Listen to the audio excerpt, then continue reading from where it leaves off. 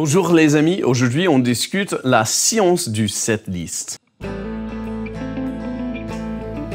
Avant de se lancer, si vous ne vous êtes pas encore abonné à la page Facebook ou la chaîne YouTube, faites-le maintenant pour rester au courant de tout. Oui, vous avez entendu la phrase « la science du setlist ». Bien qu'une setlistologie n'existe pas, c'est un processus bien délicat. Quand j'ai commencé à donner des concerts, il y a une vingtaine d'années, ma pensée était je vais les amener sur un voyage musical et j'ai arrangé les chansons pour commencer un peu lent et mineur et pour finir le concert à un tempo plus vite dans une ambiance plus joyeuse. Ça n'a pas marché du tout. Le public s'ennuyait au bout de la deuxième chanson et je n'ai pas pu les regagner. Au fur et à mesure, j'ai compris qu'il y a plein de facteurs qu'il faudrait considérer pour faire un bon setlist. Numéro 1, les tonalités. Si on joue toute la soirée en G, ça va être dur pour le public. Il n'y a pas de variété. En tant que musicien et compositeur, on a l'habitude d'utiliser les mêmes voicings d'accords et les mêmes intervalles. Un voicing, c'est simplement l'arrangement des notes du bas en haut. Par exemple, un accord C ou Do peut avoir un voicing comme Do, Mi, Sol, Do, Do, Sol, Mi, Do, etc. On peut aussi rajouter d'autres notes comme Do, Ré, Sol, qui est un C add 9, mais c'est un sujet pour une autre vidéo. On va me dire qu'il y a beaucoup d'autres choses qui font qu'une chanson soit unique par rapport aux autres, avec la même tonalité. Je comprends, mais il faut quand même varier les tonalités, même s'il y a de différents riffs, tempos ou mélodies. C'est encore plus important si on parle d'un concert solo avec guitare acoustique.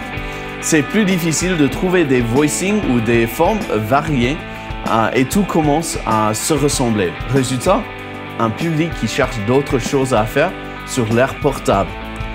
Mais si on mélange les chansons pour ne pas enchaîner les mêmes tonalités, on arrive à une bonne variété qui retient l'intérêt du public.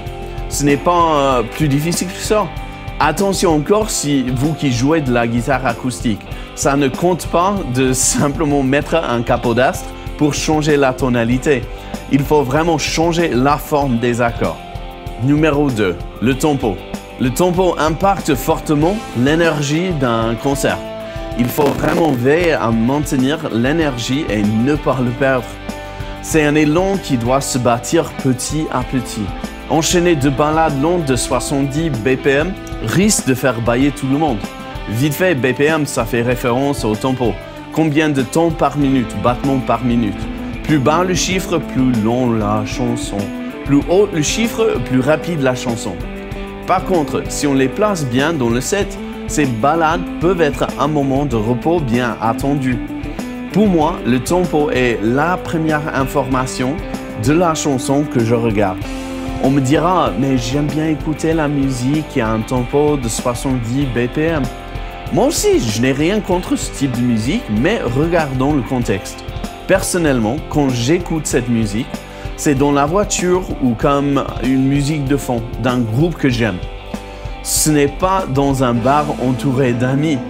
Si on est là en tant que musique de fond, comme un resto, c'est une autre chose. Mais si on veut se faire remarquer, il faut veiller sur les tempos. Numéro 3, l'arrangement. Le même arrangement pendant 3 heures n'est pas tolérable. Il faut employer plusieurs types d'arrangements des morceaux pour retenir l'attention du public. Concrètement, si tu joues de la guitare acoustique, ça veut dire que tu ne peux pas simplement gratter des accords pendant 3 heures. Si tu peux, mais c'est pas une bonne idée. Tu dois de temps en temps utiliser tes doigts pour pincer les cordes, peut-être utiliser une pédale boucle ou des pistes d'accompagnement. Pense à jouer un instrumental ou faire quelque chose de percussif. Même si tu joues dans un groupe, il faudrait varier l'arrangement de temps en temps et ne pas enchaîner trop d'un certain type d'arrangement. Prends un moment, mets de côté le Les Paul et joue sur une acoustique pour une ou quelques chansons plus intimes. Si on varie le setlist par rapport à l'arrangement, Le public va l'apprécier et va constater que tu sais faire plus qu'une seule chose. Et comme ça, tu peux charmer plus largement. Numéro 4. Le mélange de reprises. Normalement, le public veut entendre quelque chose qu'il connaît. Normalement, mes propres chansons sont pas très bien connues. Ceci dit, il faut rajouter des reprises. Mais attention, je ne dis pas reprise dans le sens d'un groupe établi qui décide de refaire une chanson pas très bien connue. Un groupe établi peut faire ça. Toi et moi, pas trop.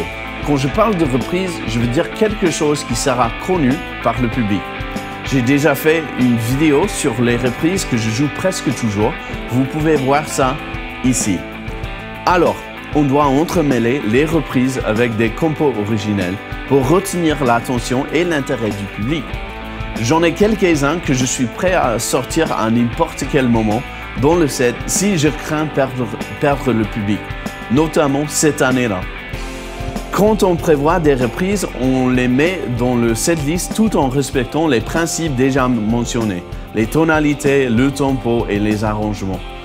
On dit que le setlist c'est une science, mais c'est aussi un art. C'est fluide et ça change.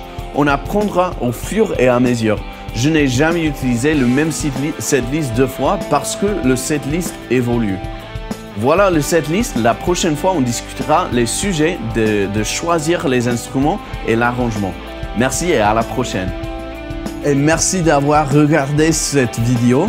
Je l'apprécie. J'espère que ça vous a plu. Si oui, je vous encourage à vous abonner juste à côté pour plus rien rater, plus rien louper du news, de la musique. Vous allez pouvoir trouver aussi des histoires de la musique, des scènes dans les coulisses et tout le news.